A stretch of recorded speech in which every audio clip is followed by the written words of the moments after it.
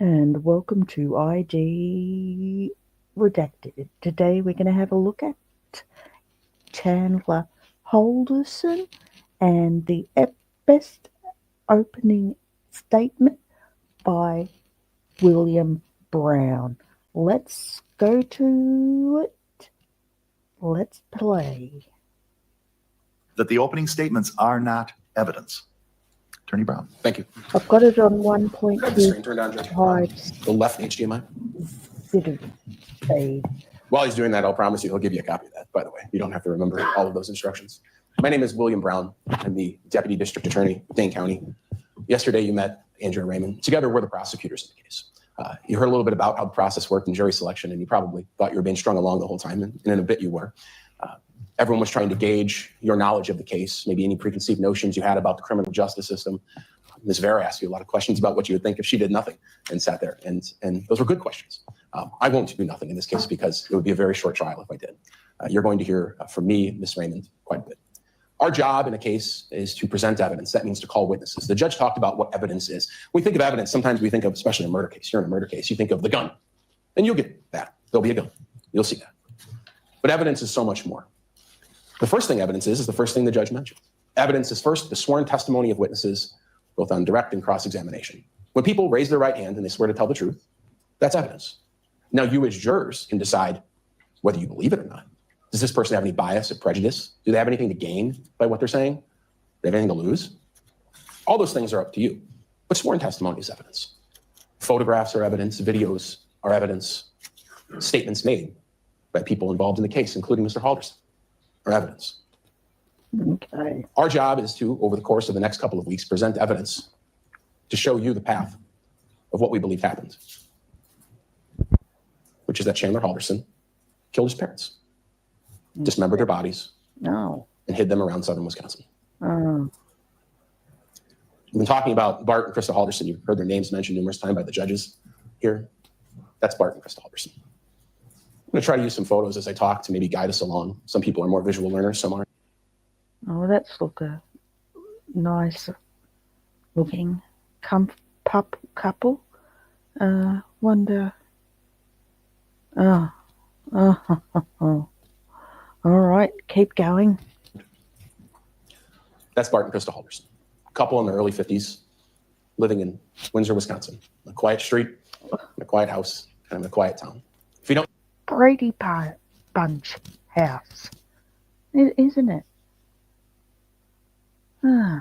Looks exactly like the Brady Bunch house. know Windsor, think just south of DeForest. Or maybe if you're heading up toward the Dells, when you see the Fleet Farm on your left, if you looked right, that's Windsor. That's the Halderson home. At this point, perhaps it would be best if I told you a little bit about the Halderson family. Bart, the father, Krista, the mother. They have two sons, Chandler, the defendant, and his older brother, Mitchell. Chandler and Mitchell are close in age, but Mitchell's a little bit older.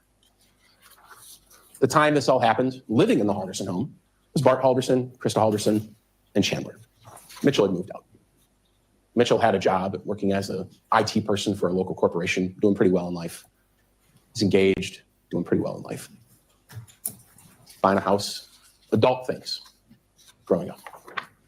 But in July of 2021, it's Bart and Krista living in that house, and their adult 23-year-old son, Chandler Halderson, living in his room. Now, all of the events I'm going to describe, for the most part, take place during the first week of July, from the 1st to about the 8th. So I put up a calendar. This is not evidence in the case, I suppose. It might be. Maybe I'll mark it as an exhibit. But it's to provide some reference. And I put the little flag on there because if you remember this year, the 4th of July was on a Sunday. Everyone celebrated, of course, all weekend. A lot of places celebrated on Saturday. But the 4th of July was on a Sunday. Now I'm giving my opening statement. The judge told you opening statements aren't evidence. And in fact, that's the reason you don't have notebooks. I'd like to think so. So you have to pay attention to me, but that's not true. It's because nothing I say is evidence. So as I say things up here, what I'm saying is what I expect to prove in the next couple of weeks. But what I expect to prove beyond any reasonable doubt is that on July 1st, 2021, somewhere between 3 p.m. and 5 p.m., Chandler Halderson murdered his parents. It's an important date, and it's an important time to remember. July 1st, between 3 and 5. But the story doesn't start there. And this trial wouldn't be 3 to 4 weeks if the trial ended there. The story starts a week later, on July 7th, 2021, nearly a week after killing his parents, but no one in the world knowing. Chandler Halderson walks into the Northeast Precinct of the Dane County Sheriff's Office and says, "I'd like to file a missing persons report." He sits down with sheriff's deputies, and you'll meet them today, and he gives a long story. "My parents, they just haven't come back from the cabin. They were there this weekend. We have a cabin up north. It's in White Lake, up in Langlade County. It's pretty far up north, a couple of hours. They just haven't come back yet. They were going to come back Monday or Tuesday, and I don't know where they are." "Who were they with?" the deputies ask. "I don't know. I helped them pack Thursday night. They must have left Friday early before I woke up at 6. "Who'd they go with?" "I don't know." "Where are their cars?" "Well, they're still at the house." "What'd you help them pack?" "Bottles of liquor, lots of money, tools, silver bars." "Why were they going up there?" Some people they were fixing a window. Some people there was a plumbing issue, storm damage. The story varied. Sometimes they took just money. Sometimes they took just... Not sus at all so far, is it? I'm glad he went out and filled that missing person report, but let's keep going. Liquor. But over that day and the next, talking to numerous sheriff's deputies, detectives, including those detectives, he gives this bizarre story of his parents leaving in an unknown car, going to a cabin with an unknown couple, with an unknown amount of money, for really an unknown reason. So sheriff's deputies do what cops do, which is they ask him, "Have you heard from him?" And he says, "Yeah, I got a text from my mom." And he did. He showed him his phone, made it safely. This is from Krista Halderson to Chaz. That's what his family calls him, not Chandler. They call him Chaz. "Made it safely. Can't get anything through, though. Yes, it's packed. Going to White Lake today for the parade. We'll be home Monday night, Tuesday early. I love you lots." So at this point, the sheriff's deputies don't know what they're dealing with. These folks get up there and decide, now we're going to go to the casino for a few days. We're going to play hooky. Didn't make a lot of sense. They started talking to coworkers and realized these people had never no-called, no-showed, missed work, which they both did on Friday. Did they crash their car? Did this other couple kidnap them? Where the hell are they? But what good police do, and what they did in this case, is they start looking into the people who saw them last, who were with them last, who reported them missing. And in this case, all three of those things, the person who purportedly saw them last, was with them last, and reported them missing, were the same person. There's Chandler Halderson. So what the police did, started to look into Chandler Halderson. This is all occurring in the same 24-hour, 48-hour period. And what they learned about him isn't suspicious at all. He's a Madison College student, MATC, they go by Madison College now, if you didn't get the email. Madison College student, he's about to graduate. He's studying renewable resource engineering, kind of a hybrid IT degree, with solar panels, things of that sort. He's about to get a certificate. But things had looked bright for him. He'd recently been working at American Family Insurance. He's working from home like most of us the last couple of years. But he's working a good job at American Family Insurance. And not only was he working a good job, Chandler had just gotten a better job. He got hired at SpaceX. He was about to embark on a career that people in the IT field could only dream of. He's planning to move to Titusville, Florida. That's where SpaceX operation is, down in Florida, with his girlfriend. They'd rented an apartment. They'd bought a car. And not only was this not someone who was antisocial, he was pro-social. He was working with the Madison Police and the Department of Natural Resources on their rescue diving team. He was a scuba diver, working with the police. The only thing that was a bit odd is he'd recently suffered a head injury, fallen down the stairs, had terrible concussion, was unable to move for the most part, had to wear a neck brace. He was permanently, perhaps injured. All of those things threw police off from thinking it was Chandler. He had anything to do with this. At that point, for all they knew, as sad as it is, Bart and Krista and an unknown couple were crashed into a ditch somewhere between here and White Lake, Wisconsin, dead from a car crash. So they started looking. Deputies are sent up north. The Langlade County Sheriff's Department is searching a cabin. No one had ever been there. It didn't look like anyone had been there at all in years. It was run down. The grass hadn't been mowed. There was no food in the refrigerator. No one had been there. So the police expand their search, and they start talking to not only just Chandler, people about Chandler. They start talking to people who were with Chandler that weekend. Specifically, they talked to his girlfriend, a young girl named Catherine. She goes by Kat. And Kat says, I was with him like all weekend. We had a normal 4th of July weekend. We went out to my family's farm. We got a farm. There was a pool. We ate dinner. Chandler was having the concussion issue and he couldn't really move his legs. And so he asked to use their pool the next day because he thought that was good therapy. So the police, what do they do next? They go talk to the person who owns the farm. And they say, was Chandler out here? And she goes, yeah, he was out here on the 4th of July. But you know what? He showed up the next day by himself. He showed up the next day by himself. I told him he could come back anytime, as we just say to people, not expecting they're going to roll into your house the next day. She says he was acting bizarre. Said that he had a doctor's appointment and they'd given him some bad news that he was going to lose his job at SpaceX because he couldn't travel. He couldn't attend orientation to start. And she goes, and he's asked to use the pool. And of course, I said yes. This woman will testify and she'll tell you that she sat in her house for a while, perhaps a bit weirded out that someone had just shown up at her rural farm, but she let him have his space. But about an hour later, she goes down to the pool to check on him. He's not there. No one had opened the pool. No one had been in the pool. Told you, this guy's very good at his opening statement. Captivating. She sees his car. It's parked out in the field, away from the pool, backed in toward where that grass is a bit longer, and had its hatch up. She thought, boy, that was strange. But she thought maybe he's just on a walk. So she goes in the pool. She said, I'm just going to go in the pool. If you remember that weekend, it's extraordinarily hot. She starts swimming. She says, then I see Chandler. He's walking out the woods in that area. Now, at this point in the investigation, the police are out there with this woman. They're out on the farm. And she says he walked out over there. And you'll hear from the Detective Brett Baverstock, who was out there.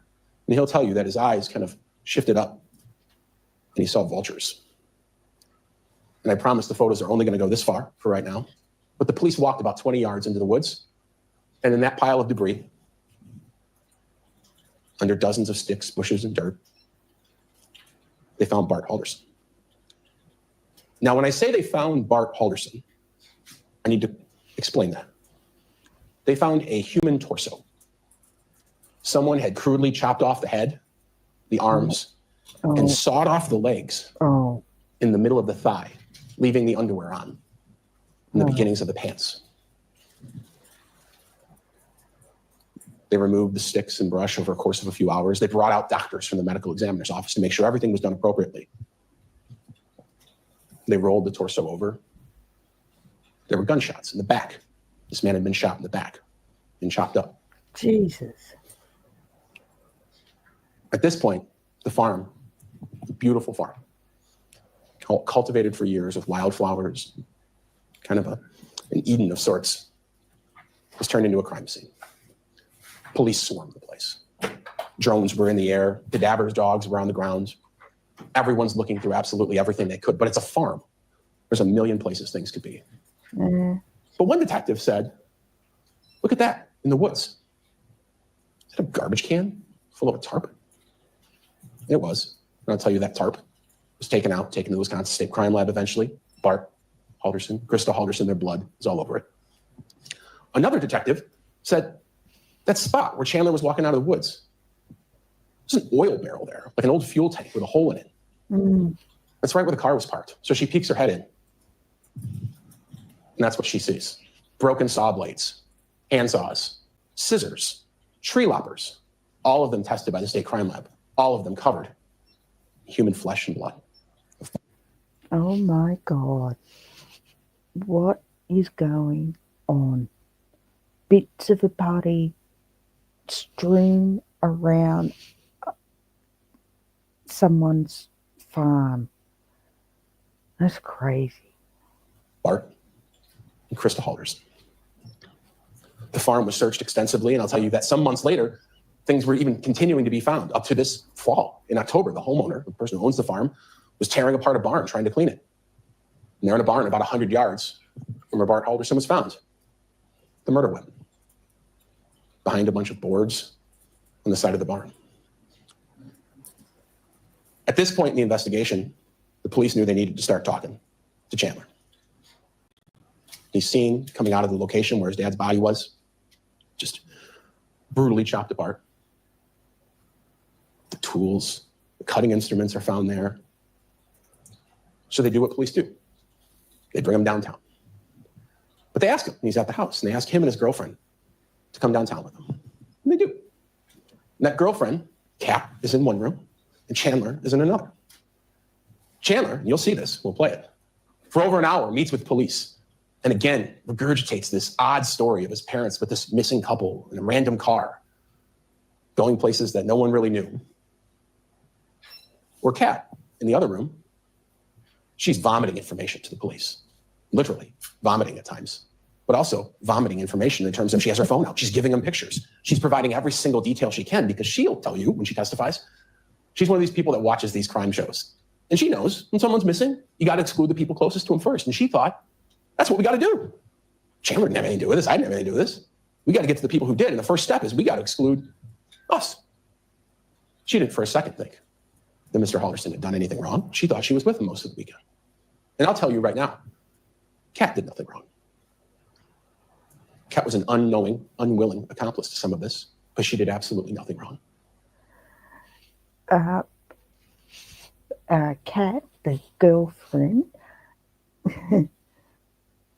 took a screenshot of the criminal with no last name. Took a screenshot of a Snapchat chat when he was disposing of the body. Funny. And she'll tell you, she liked Mr. and Mrs. Halderson. There were the normal disputes you'd have with your boyfriend or girlfriend's parents. Maybe you want to go out a lot and they don't let you. Maybe you want to hang out more than they don't want to. But she liked him. Her phone is full of messages between her and Mrs. Halderson. Friendly in all respects. Kat meets with police not just once, but multiple times. And in one of these meetings, she says, you know what was weird? Is this weekend, when I was with Chandler, while his parents were at the cabin, I left the house early one day, on Saturday, in fact, Saturday, July 3rd. And she says, he told me he was going to do chores that morning around the house. But when I looked at my Snapchat, I saw his location was in a weird spot. If you don't know, on Snapchat, you can set it up so that other people can see exactly where you are. A GPS tracker on you at all times, if you will. Chandler had that set up with his girlfriend. And she goes, it was so weird where he was. I took a screenshot of it on my phone. And that's what it showed. Chandler was saved as hubby in her phone. That's perhaps a term of endearment between two folks dating in their 20s. But she said, at 8:58 in the morning, when he was supposed to be doing chores on Saturday, July 3rd, I thought it was strange that he was in what appears to be a forest on the banks of the Wisconsin River near Prairie du Sac. The police took that. They identified immediately where that location was, just based on looking at it. That's a bridge. Couldn't be hard. Out they go. The drones go up. The dogs go out. The search team starts searching. Very quickly, and I promise this is as far as the photos will go, they find the remains of Krista Halderson. Oh, God. Now, when I say Krista Halderson, I have to qualify that as well. We found her legs. One complete leg, then somewhat farther away in another bush, a foot, a thigh, but the same pattern. Crudely cut apart what appears to be handsaws, axes, things of that sort. That's just gruesome. What the fuck's going on in his mind? Oh, sorry. But what's going on? No more of Krista Halderson that's identifiable to her will ever be found. She's just those two legs.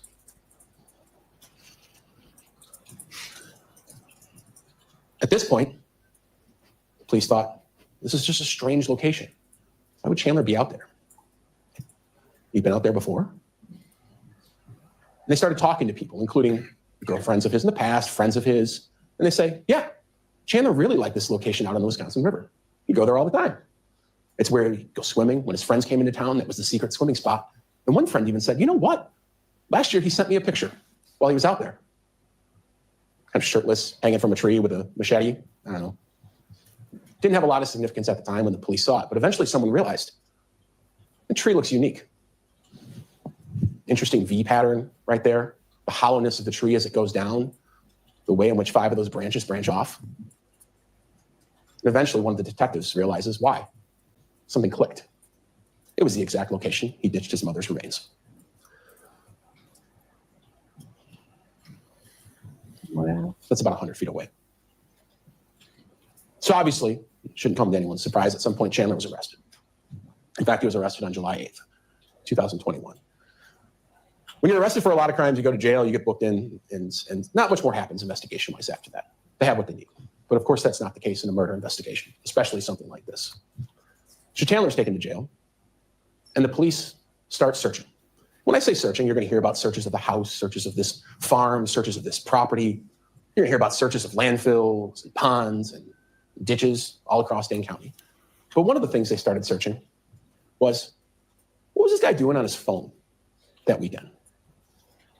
And oddly enough, most of what they found was nothing. Either Chandler hadn't Googled anything all weekend, except for the 8th, or he had deleted his search history. You'll never know. But remember, he was arrested on July 8th, taken to the police station, and that's where they told him, hey man, we know what's going on.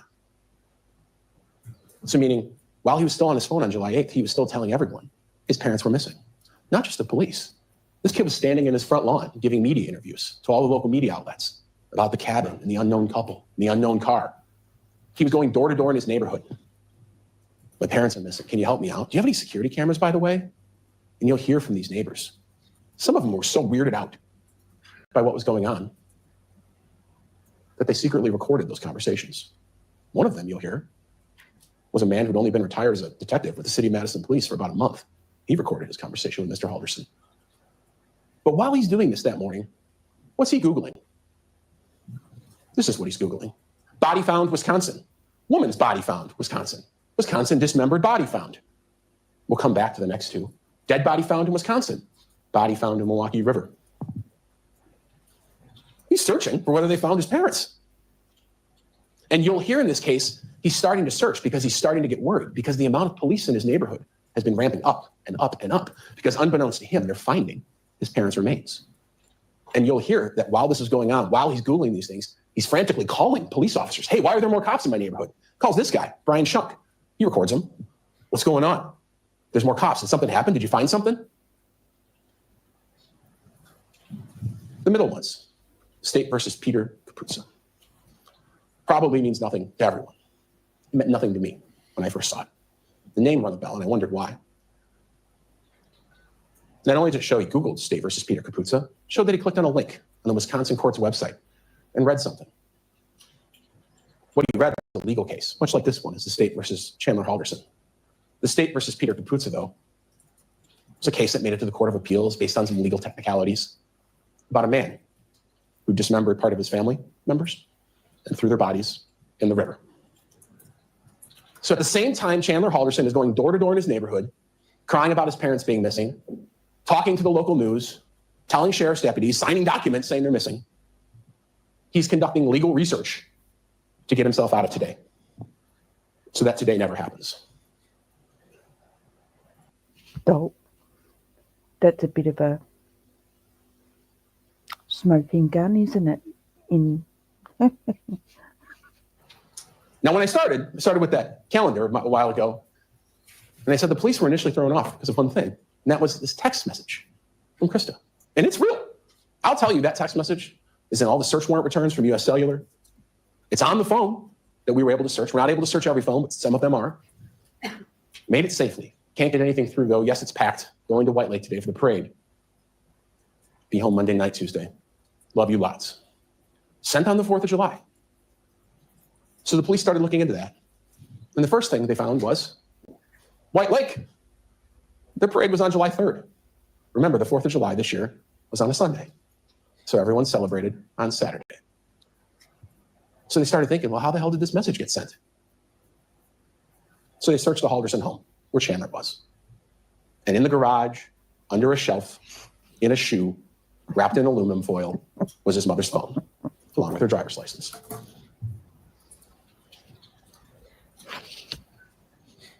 Police would later subpoena the records from US Cellular, a cell phone carrier that covers Chandler and the family. and they would look into what cell towers were being used when that message was sent. If you didn't know, all of you probably have cell phones. At any time, your phone is pinging off of different cell towers. It's not always the same. As you sit here, half of you might be using one tower and half of you might be using another. It's based on the workload of those towers. You'll hear about that. But it's generally an approximate area of where you are. That message on July 4th, Krista there's in pink, Chandler's in green. The message was sent from the Halderson home on July 4th. Oh, no. Chandler sent it to himself. Oh, no. So at this point, the investigators began to wonder, and perhaps you're beginning to wonder how the evidence will come out. How does this happen? How does this kid, with everything in the world going for him, promising new job, school, a girlfriend that loves him, willing to move across the country for him, or even physically, a kid who just suffered this major concussion, was unable to use his legs for the most part. How does this happen? And what you'll learn, it happens because none of these things are true. He wasn't going to Madison College. He wasn't studying renewable resource engineering. The people at American Family Insurance, they'd never even heard of him. There's no indication he'd ever even applied for a job, much less had any job at SpaceX. The apartment he told his girlfriend he'd rented and the car he'd bought, none of that was real. The Madison police, they don't even have a scuba diving team. Neither does the DNR. And this concussion he apparently suffered, he did go to the hospital. You'll hear from the doctor who was there. He said, yeah, he came in, he reported that he hit his head falling down the stairs. I diagnosed him with a mild concussion, gave him a neck brace on the way out, told him he could use it if he needed it. But none of the things that Chandler reported to other people, the leg weakness, his inability to move, drive, travel, none of that was real. And given what you're going to find out in this case, you may conclude at the end of it, he never suffered any fall at all. What you may conclude is that it was all made up. Now, police started looking into all of these lies. Because how does a person who looks so promising, was able to convince so many people of his success, how are you able to keep this up? How are you able to catfish your family, your girlfriend, your brother, your friends? They started to find things around the Halderson home, in the email accounts of Bart and Krista Halderson, in the email accounts of Chandler Halderson. When they talk about American Family Insurance, the first big lie Chandler was making up, again, the people at American Family Insurance, you'll hear them testify, they're directors of human resources. He never worked there, never worked for any of their affiliates, never worked for any of the companies that are associated with them. Chandler had been claiming to work there for a year, but he never had any money. And his father was an accountant, so his father would ask him questions pretty much daily. Why don't you have any money? Why haven't you paid any rent? And Chandler spun an amazing web of lies. First, it was, well, I'm a salary guy, but they were accidentally paying me hourly, so they just held my paychecks until they fixed it. Then it was, I gave him the wrong direct deposit info. And then it kind of shifted eventually. And he said, well, they were going to pay me, but now the amount is so much, they got to pay me so much money that when they deposited in the bank, they thought it was fake. And police started to find emails like this. This from Tom Selznick, a guy at American Family Insurance in Northeast, remote human resources guy, describing this. You're registered as salary, but you're making hourly. And these emails would go back and forth with Chandler and the HR person, and eventually he'd forward them to his father. But in the way a parent looks at their child as maybe telling the truth is not the way that you as jurors have to look at this. You, like the police, maybe have to take a more critical look at emails like this. And for one, notice, why is the guy who works at Human Resources at American Family Insurance using a Proton Mail generic email address? Why is the guy who's the Human Resources manager spelling the word resources wrong, saying he's the Human Recourses manager? A little bit diabolical that he's doing, sending emails pretending to be other people. Diabolical. It's comically fake. He emailed himself back and forth, trying to explain why he didn't have any money, and he forwards it to his dad. Now here's where the story gets maybe a little more complex. Having a fake job solves a lot of riddles in your life. No one's hassling you to get a new job. No one's hassling you to do chores all day. The problem is, if your dad works from home, if he was an accountant, for instance, which he was, and which he did, you actually have to wake up early every day and go to work. So there he was. Messages between Bart and Chandler. Hey, are you up for your meetings? Yeah. Over and over again. So Chandler woke up. But he had nothing to do all day because his job was pretend. And so he sat on his computer playing video games. And I'm not against people playing video games. I'm a guy myself. People play video games.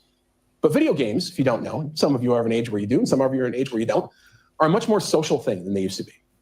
When you play video games, you don't just sit on Nintendo 64 and play Mario by yourself. You're playing role-player games with people from around the world. And who's up early in the morning when Mr. Halderson had to wake up to attend his fake work meetings? People in the military who are stationed overseas. They speak English, they're American, but they're on a different time schedule. They're on his time schedule. Most people here probably play video games at night during weekdays. But every day, Mr. Halderson was able to wake up and find a group of friends to play video games with online, one of which was stationed in Germany. This friend was a guy named Andrew Smith. Now, Mr. Smith, Mr. Halderson became kind of best friends. They would talk all the time. They communicated in this video game all the time. And Mr. Smith, he'll testify, he's coming up here, lives down south, he's back in the US. He'll tell you that Chandler really liked an SKS rifle when they play some of these shooting games. It's just something he liked. Not a big deal, there's nothing wrong with that. But this past summer, about a month before the murders of Bart and Krista Halderson, this online friend, Andrew Smith, comes to visit Mr. Halderson and in fact stays at the home with Bart and Krista. This is a picture of Mr. Smith in that perhaps crudely designed yellow shirt. That's Mr. Halderson. It's the only photo we have of them on that visit. You'll learn that Mr. Smith had gotten out of the military. He was done with it. But you'll also learn that he really likes guns. Like he really likes guns. And he knew his friend liked SKS rifles. So when he visited him this year in June, he brought with him a gift, the SKS rifle that was found about 100 yards from Bart Halderson's body. Now, you'll meet Mr. Smith and you'll probably concur with me after meeting him. He's not really probably a paperwork kind of guy.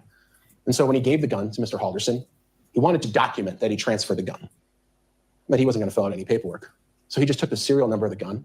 He put Mr. Halderson's driver's license next to it, snapped a picture on his phone. There's a clear picture of that. But that serial number matches the gun found in the barn 100 yards from Bart Halderson's body. And before Mr. Smith left, he decided he would gift his friend something else, which was about 400 rounds of high-powered ammunition. Now, you'll hear from Mr. Smith. Despite maybe his bizarre actions and maybe his bizarre statements he may make, he's not a suspect. Police proved he was in Texas at the time all of this happened. Another unknowing accomplice to Mr. Halderson's crimes. So at this point, Mr. Halderson's working a pretend job at American Family Insurance. He's not getting paid. His father, who's an accountant, is kind of on his case about it. And he's got to figure out something else. And the best way out of your pretend job is an even more pretend job. So around May going into June of this past year, American Family wasn't going well. So Mr. Halderson decided to get a new job. He's going to be an astronaut. I work at SpaceX. This is messages to his girlfriend. I have a good feeling about SpaceX. I have a follow-up interview for Florida tomorrow. Shoot, sorry, I got the job. I have training next week over the computer and leave June 11th and start June 14th. He didn't give himself a lot of time, but what he gave himself was an escape hatch. He could move. He could end the lies that he had going on in his life about being a rescue scuba diver and working for American Family Insurance by simply moving to Florida. That presented with it one major problem, which was that job, which was also make-believe, would pay absolutely no better than the last job that was make-believe. So in late June, as he's supposed to start the job at SpaceX in Florida for Elon Musk, something happens in the Halderson family, something real. There's a change. Remember when I started off and I said there were two sons? His older brother gets hospitalized. That's real. It happened. Got diagnosed with diabetes and was having some complications. He's doing great now. Mr. Halderson uses that as an excuse to delay starting at SpaceX. It was a stroke of good luck for him, a stroke of bad luck, of course, for the family, but a stroke of good luck for him. But that only gave him a couple of weeks. So his brother, who's doing really well in life, engaged, house, real job, making a lot of money, suddenly he's in the hospital, being doted over by his family, by his mother. People care about him. So roughly a week later, when Chandler Halderson needs to think of a new lie to get out of the SpaceX lie, guess who ends up in the hospital, being doted over by his mother and his family with a supposed neck injury. This is Father's Day of this year, in late June. That's Bart Halderson in the middle, Mitchell on the right. Of course, Chandler wearing a neck brace that no one told him he had to wear on the left. Now, around this time, Chandler started telling people an extraordinarily bizarre set of claims. That he had a brain bleed, a hematoma, that he had spinal damage, that he needed his head drilled open, that he had inability to use his legs at all. Couldn't drive. People had to do that for him. That he had nerve damage, that he needed to get a colostomy bag. But most importantly, he couldn't go to Florida. The doctors had told him he couldn't fly. Of course, that's not true. You'll see his medical records and you'll see his doctor testify. So suddenly this man, who was, for all intents and purposes, disabled, was being doted over by his family. People were making him meals. You'll see notes his mom was leaving for him. Call this neighbor if you need anything. She'll help you out. Couldn't drive, couldn't work, couldn't do chores. Now, a bit of a preview and a fast forward. This guy who was wearing a neck brace nearly every day in late June 2021 would have no problem just days later carrying large bags of ice out of gas stations to chill his father's cut-up body in a freezer. And you'll note, no neck brace. And in fact, you'll note in this case, Chandler Halderson has never seen a neck brace again after July 1st, 2021, when he kills his parents. So the job lies are over for Chandler in his life. American Family Insurance, don't worry about that because he got this new job at SpaceX. In SpaceX, I can't go because I'm hurt. It was a perfect scenario. But there was one last lie that Chandler had to get out of. And that is he had told everyone he was going to MATC for college and that he was about to graduate. And you'll hear there's a hint of truth to that he was going there at one point. In fact, there's a hint of truth to all of these lies. He did go to MATC for like a semester. He failed out. But he wasn't going there anymore. And the parents were starting to grow suspicious. And we knew this because when we searched the house, we started to find notes on Bart Halderson's desk. Bart Halderson was one of these guys who prints his emails. I don't know if any of you print your emails, but some people, they get an email and they print it out. That was Bart. Let me find one. It's an email between Bart and Krista, detailing a conversation that he had had with Chandler's advisors at MATC. He was supposed to meet with someone else, so we met with this guy, Daniel Spieth. Chandler's going to get a solar certificate. He wasn't. He's registered for fall classes. He wasn't. He's in the IT program. He wasn't. All of these things, line by line, none of them true. But Bart Halderson talked to this person. So police honed in on something, that line. When I talked to the advisor, he sounds just like Chaz on the phone. And he gives this number. That is, of course, because Bart Halderson, when he talked to Chandler's college advisor, was just talking to Chandler, who had bought a burner phone, cheap phone from like Walgreens that you can buy with no service carrier. And police know that because they searched Chandler's bedroom. And in his desk drawer, they found that phone. Now, this kept going. The lie about going to MATC or Madison College was the most extensive. There were emails, dozens, if not hundreds of emails going back and forth between supposed advisors at MATC and Chandler, and then he'd forward them to his dad from people like someone named Alyssa Brandt, 64. Sometimes Chandler would spell Brandt, B-R-A-N-D-T, sometimes just with a T and no D, depended on the day. But they all had the @Gmail address, not @madisoncollege.edu. And you'll hear from the people at Madison College, their people have real emails. They don't use Gmail. But it was over and over again. Alyssa Brandt was one of them. You heard about Daniel Spieth, also @Gmail. There's someone named Aaron Hoover, also @Gmail. In this one, Chandler's getting upset. I have to have a call with whomever's in charge within the next 30 minutes. I have been a student for over 3 years and I will be treated fairly. Of course, he's yelling at himself. All of these were fake. Back and forth to himself and eventually to his dad. The Halderson parents had been growing extraordinarily frustrated. Kid wasn't getting paid. He was injured suddenly. His college transcripts aren't coming through, so he can't get a job. So police looked at that original note again. They saw something interesting, which is in this sea of fake people, Daniel Spieth, Aaron Hoover, Tom Selznick, Alyssa Brandt, there was one name that stood out, Omar Job. And that name didn't stand out because it was fake. It stood out to the police because it was real. That is the only real person on any of these emails. And what we've discovered in this investigation is in just the day and a half prior to being murdered, Bart Halderson, Chandler's dad, called MATC and pretended to be Chandler to try to finally get some information on what's going on. Just as any of you could call any doctor and pretend to be your kid, you know their name. Oh my God. Poor Bart. Imagine making that phone call. and I think we hear it later in the trial, but uh, say it again. Diabolical. Name, their social security number, their birthday. You can get through. You can get through those minor security things. Bart called MATC, said, "I'm Chandler, and I want some answers." And for 17 minutes, Bart Halderson, just before his murder, talked to a man named Omar Job. Omar Job is a entry-level customer service guy at MATC. He's got no skin in the game, doesn't even really remember the call, but it was recorded for customer service purposes. And Bart Halderson questions Omar, and he's very mean at first, because in his mind, he'd been getting screwed around for a year on where his son's transcripts were and what degree program he was in and why he hasn't graduated yet. But toward the end of the call, Bart asked Omar Job, "Hey, do any of these people work there? Alyssa Brandt, Daniel Spieth, Aaron Hoover?" And he's told no, they've never worked there. And in fact, they haven't. And he says, "That'll be it then." "That'll be it then" are the last recorded words of Bart Halderson alive. Bart Halderson, shortly after that, sends a text message that ultimately sealed his fate, which was a text to his own son. And it says, "I spoke with Omar Job." Now, what happens over the next 24 or so hours is a bit unknown. Homicide investigations are a lot of unknowns because the two people who are the victims, who maybe know the most about what happened, are of course dead. But there's not much verifiable information that happens over the next 24 hours. It's also unknown if Chandler even knew who Omar Job was. Of course, he wasn't going to MATC, so why would he know who some lowly entry-level customer service guy was? He wouldn't. But Bart Halderson did.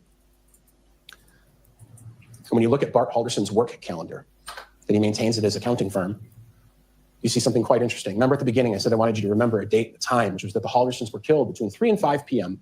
on July 1st, 2021. Guess what was on Bart's calendar at that exact time? He was supposed to have a meeting with the people at MATC with his son.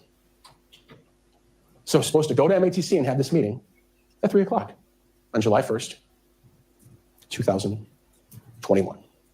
Of course, that meeting couldn't happen because he wasn't going there and none of the people were real. But Bart Halderson knew that. Bart Halderson knew that. And so Chandler had obviously figured that out at this point. There's no way out of this one. You can't get out of this lie. And so the next day, Chandler Halderson wakes up on July 1st and starts messaging his girlfriend. 7:26, I hardly slept. 7:27, stuff hasn't been going well for me lately. Just trying to plan for the next thing to fuck me over. 7:51, I had a great future planned. It's falling apart.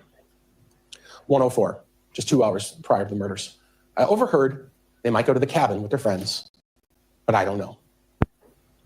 So somewhat of a full circle at this point. That's the moment Chandler Halderson decides to kill his parents and engage in this bizarre story of them missing at a cabin with an unknown couple in an unknown car at 1:04, July 1st. Now, shortly after this message, it's about an hour and 10 minutes, Bart Halderson's getting ready to go to MATC for this meeting, perhaps to confront Chandler. Perhaps Chandler's going to confront him. Bart texts Chandler, "I'm ready whenever you are." That's about 50 minutes prior to when he was killed. Those are the last words ever recorded of Bart Halderson. His phone is never used, really. I mean, again, he dies at some point. He never goes back to work. No one ever sees him.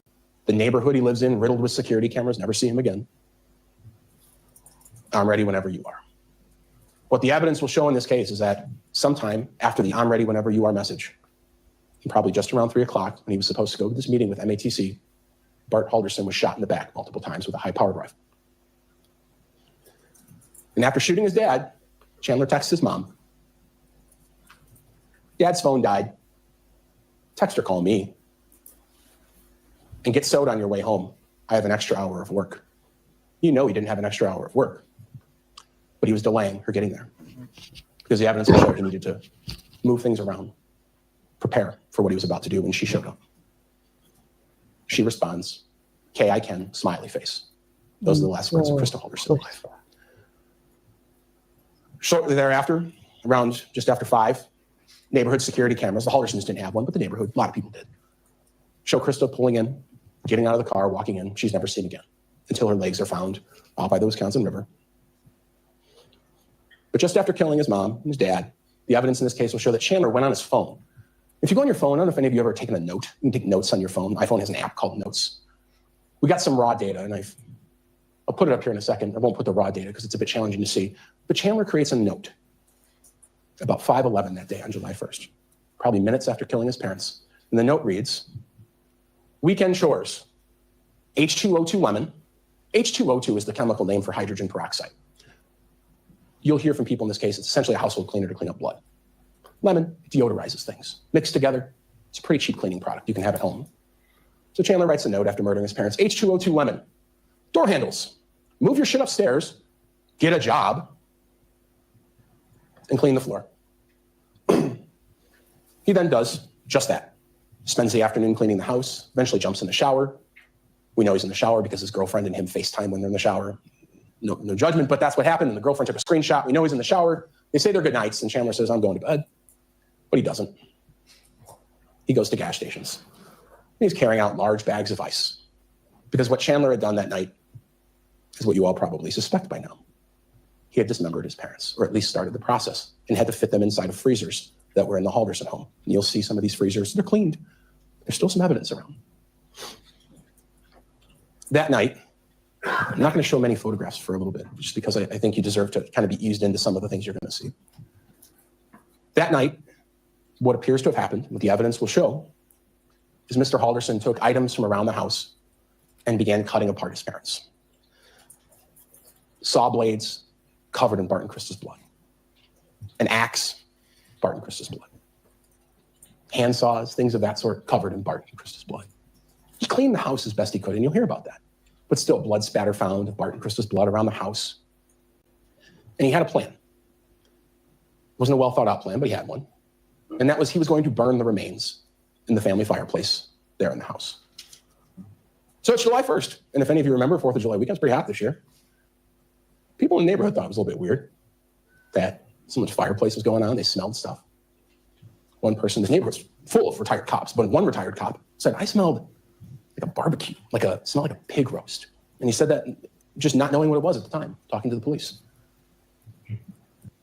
Jesus, what a nightmare. I'd be moving out of that neighborhood.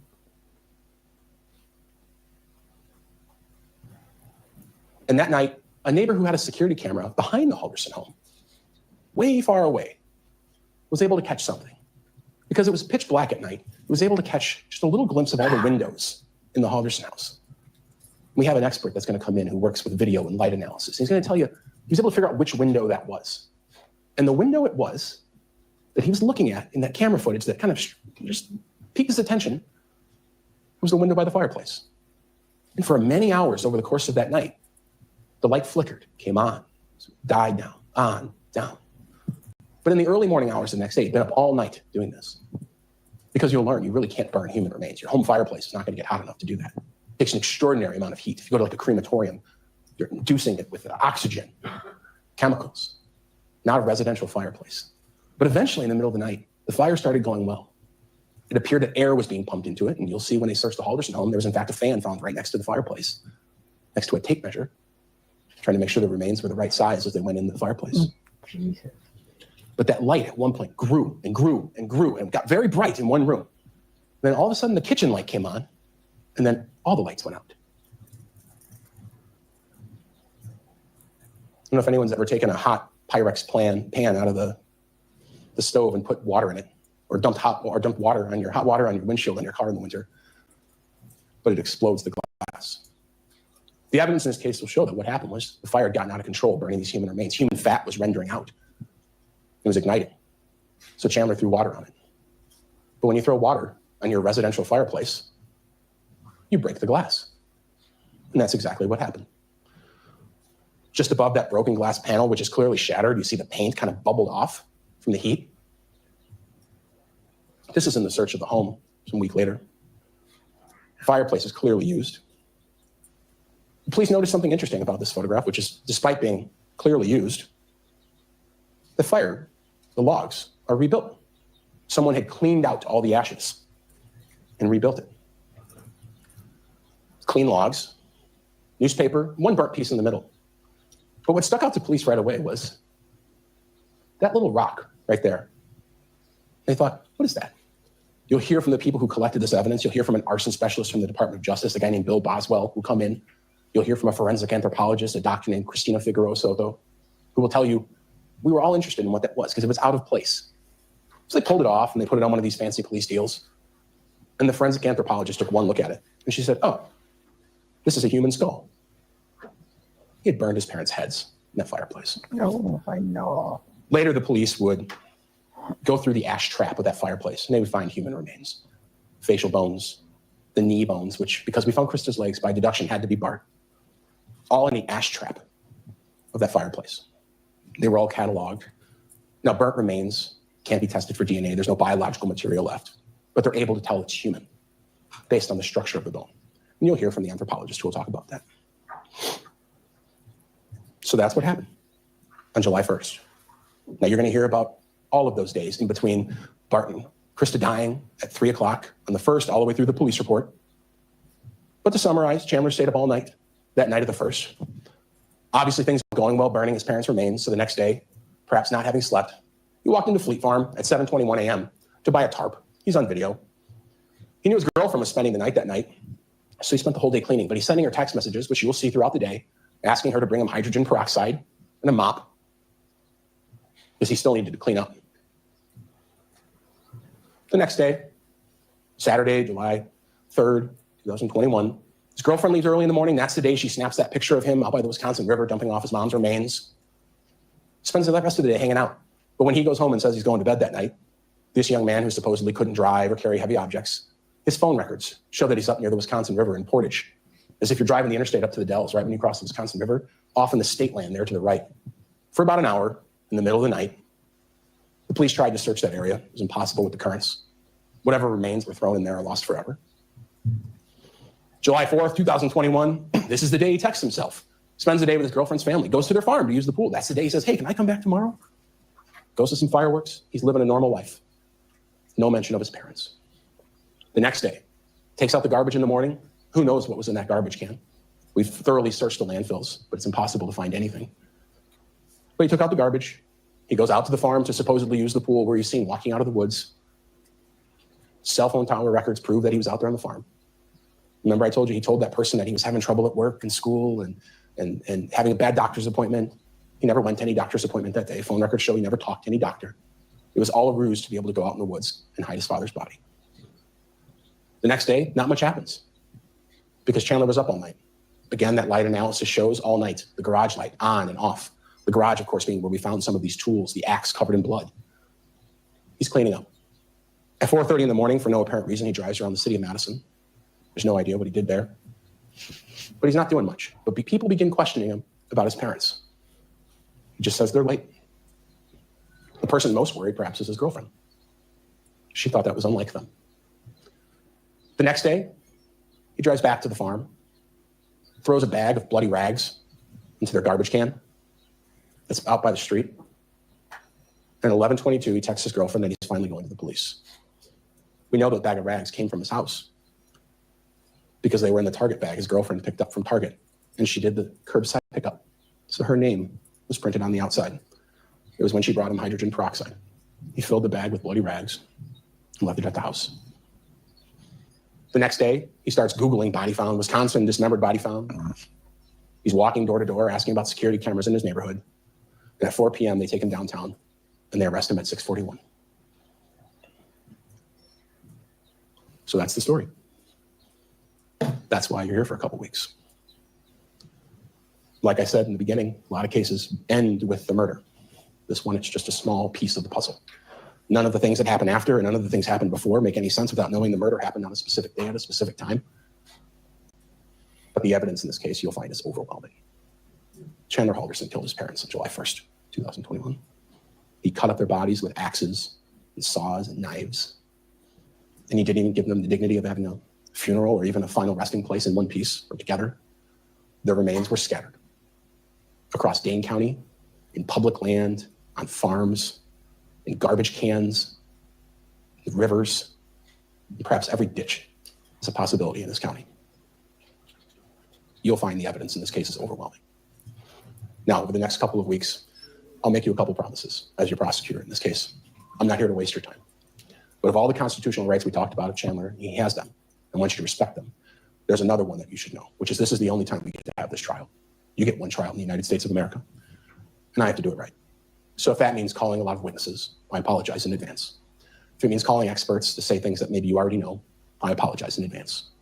But I'm going to do my job right as your prosecutor. Second, you're going to see terrible photographs.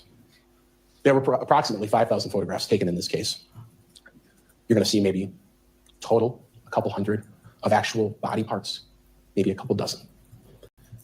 We have scoured those photographs and tried to remove ones that are just horrible to see because of the conditions the bodies were in, because of insects and maggots and things of that sort. And instead are trying to only show you photographs that help you understand how the remains were hidden, where they were hidden, how they were dismembered. To the extent possible, we're using cleaner photographs that were taken by the Dane County Medical Examiner. I promise you, I'm not trying to pull on anyone's heartstrings. I'm not trying to make this overly emotional. You might feel emotional. I suspect many of you have never seen anything like what you're going to see in the next couple of weeks. But I promise to do my best to limit the amount. And lastly, I promise to just ask questions, a lot of questions, because you're the jury in this case, and you deserve to hear absolutely everything. It will be a struggle. You'll get sick of walking back and forth to these jury rooms. You might get sick of each other. I hope not. But it's an important task. What happened here shouldn't happen, but it did.